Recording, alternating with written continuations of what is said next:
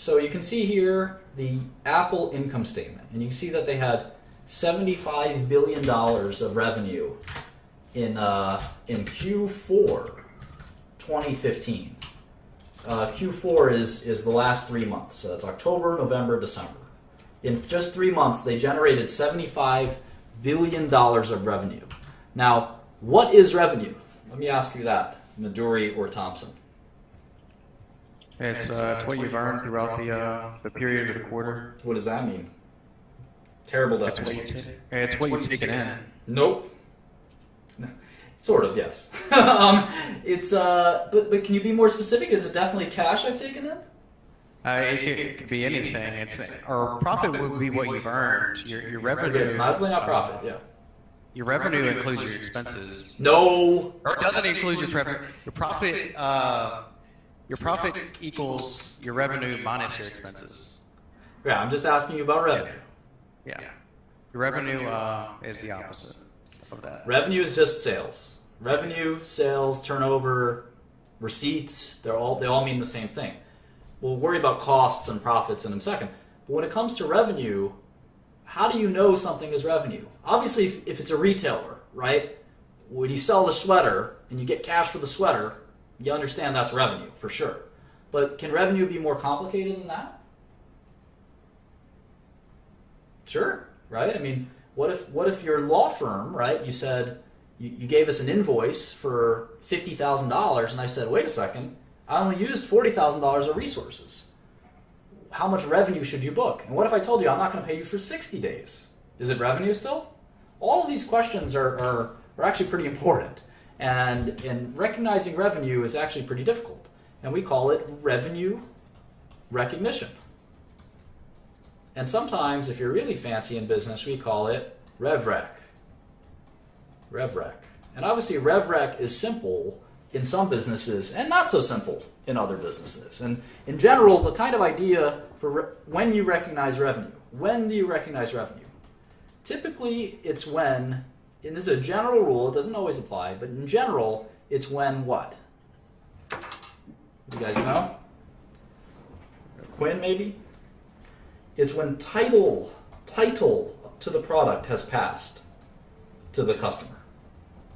So someone else owns the asset, whatever it is. Yes, exactly. So even if it's on a promise. So a lot of revenue you don't actually have to have received the cash. Right? Mm-hmm. So it's actually, a promise is good enough, if that makes sense. So you can book revenue on just a promise. Now, there's a lot of other rules. Like you obviously can't sell your product to another part of your own business, right? You have to net that out. That's called intercompany revenue. And it happens sometimes, and there's nothing wrong with it, but you have to take it out. Intercompany revenue gets canceled. And a lot of accounting fraud, I think a bunch of internet companies had this as a fraud, Enron had this as a fraud, is when if you're selling to your own company, you can often overinflate your revenue. Then there's things like, what if you have a contract over 4 years? How do you, and someone gives you all of the cash up front. Let's use that example. Let's say you have a $10 million contract with Boost Mobile.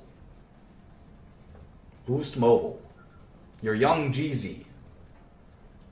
This is Young Jeezy Incorporated. Young Jeezy Inc. And you have a $10 million contract with Boost Mobile to promote Boost Mobile products for 4 years. And it comes time for Q1 2016 revenue. How much do you report? And Boost Mobile gives you a check for $10 million. How much do you report? Do you report 10 million? Do you report 2.5 million? Or do you report 750,000? I mean, there's no way to really tell. No, there is. There's specific rules, and it's called FASB, and you report $750,000. FASB is Financial Accounting Standards Board. And again, accountants need to know this, but if you're going to be an investor, you need to know some of this stuff too. Accounting is a language of business, and you have to know the language of business. And 10 million is the cash you get. Sure, you get all the cash, but your revenue is only $750,000. And you'll report that every quarter for the next 4 years, for 16 quarters. Your balance sheet will have the 10 million on it right away. But then that's when you have deferred revenue. So what you'd end up having is you'd have revenue of 750,000 every quarter. And on the balance sheet, this is the income statement. On the balance sheet, you would have deferred revenue of $9,250,000 because you still have to you've collected the 10 million. Your cash will be 10 million, but you haven't performed $9.25 million of services because you can bet that if Young Jeezy stops rapping about Boost Mobile 1 quarter into his 4-quarter deal, Boost Mobile will sue him. So he's got to carry that deferred revenue and write it off every quarter for the next 16 quarters or 15 quarters. So anyway, that's how sort of revenue recognition can be pretty tricky. Obviously, if Apple sells $10 billion of iPhones to AT&T, it's relatively simple, but believe it or not, it can still be complicated. For instance, returns. What about returns? Return policy is a huge part of revenue recognition.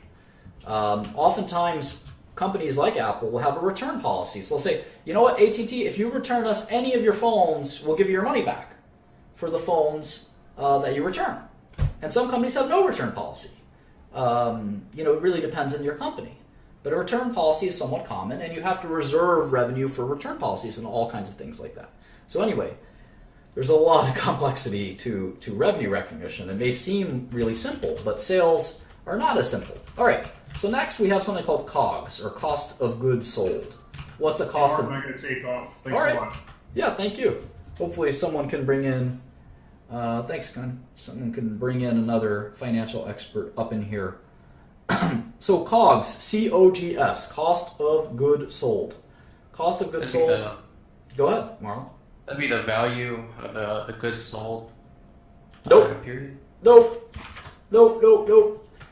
Cost of goods sold is the cost to make the revenue. So it's literally cost of revenue. So if they sold $75 billion, right, of phones and iTunes and all these things, it cost them $45 billion to make that stuff.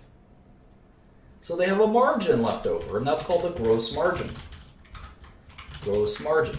And you can see, I'm not going to type in, if you look at this closely, I'm not going to type in 30423. I'm actually just going to subtract cell F3 and cell F4. So subtract cell F4 from F3, and I get 30,423,000,000 because that is the gross margin. So they sold $76 billion of products in Q4. That means they might have gotten cash for some of that. They might have not gotten cash for some of that, but they pushed out $75 billion of their products to the world, whether that they got paid right away or didn't get paid right away.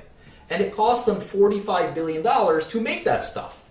So it cost them money to buy the glass and the equipment, all the stuff that goes into one of these things. And you can see that they made, if you think about it, they made about half. They made about 50%. For every dollar they sold, it cost them about 50 cents to produce those goods. So if we actually just do this, we can do gross profit or gross margin percentage. We'll call this gross profit, and we can do the formula. Does anyone know what the formula is? It's your total sales, the revenue minus your COGS. No. So that's what gross profit is. As a percentage, gross profit divided by revenue is 40%. And we got a great question from Dan Van Glan. Does it include labor? Yes, it does. Yes, it does. According to GAAP, generally accepted accounting principles, which are promulgated by FASB, the Financial Accounting and Standards Board, any cost of the product, whether it's the raw materials, even the plant, operating the plant, the person that works at the plant that maybe is the plant manager but doesn't actually make any of the goods, that's still a cost of goods sold, usually. So where the costs go into what bucket is sometimes unclear. Obviously, the costs of all the equipment and things like that will go into the COGS, and we're going to worry about depreciation and things like that later. those will be very complicated. So what we end up with is they sold $75 billion of goods, and we're going to keep chipping away at that until we get a profit line at the end. And the first thing we're going to chip away is the cost of making the products themselves. So after we got $75 billion in the door, is one way to think about it, we're down to $30 billion of profit left over. So what's the next expense? This is accounting. This is an income statement. This is the income statement. So we're trying to figure out what our income is at the end of the day. But there's more expenses than just the products themselves, so what they cost. There's research and development. Apple has a bunch of smart guys sitting around and thinking about how to make new products. They only spent $2 billion on that stuff. Isn't that interesting? Think about how much profit they have. $30 billion, right? And they spent only $2 billion. $2 billion on research. And how about marketing? Selling, general, administrative. So that's not just marketing. That's the CEO's salary, Tim Cook. That's their office building. That's all kinds of other things. That's their legal expenses. That's only about $4 billion. So they're a really profitable company. After their cost to make the stuff, they barely spend any money on these other things. So we're going to call these operating expenses. Operating expenses. This is what it costs to run Apple, about $6 billion. $45 billion to actually make the products, but $6 billion to actually run the company. So operating profit is kind of what's left over. And this is an important line. Operating profit is kind of gross profit minus operating expenses. So now we're down to $24 billion. So revenue was $75 billion in Q4 15, and now operating profit is $24 billion. So we can actually do an operating margin. Operating margin. And that operating margin is roughly 32%. That's a very high margin. Most businesses don't have a 32% operating margin. Some pharmaceutical companies do, but retailers and things like that have more like 10% operating margins. So pretty healthy margins from Apple. What's left after operating profit? What other expenses could there be? It's going to be a lot of financial and taxation kind of expenses. So that's the only thing separating us between operating profit and what we call net profit. Net profit. So taxes is a huge part of that. And interest on all that cash they've got, right? They get $402 million of just interest. So we call that pre-tax income, and then there's finally taxes, which are what you think they might be. And again, taxes aren't necessarily cash they've spent. That's just cash that they're going to spend often.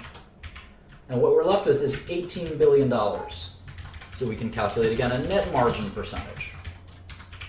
18 billion left over after 75 billion of revenue.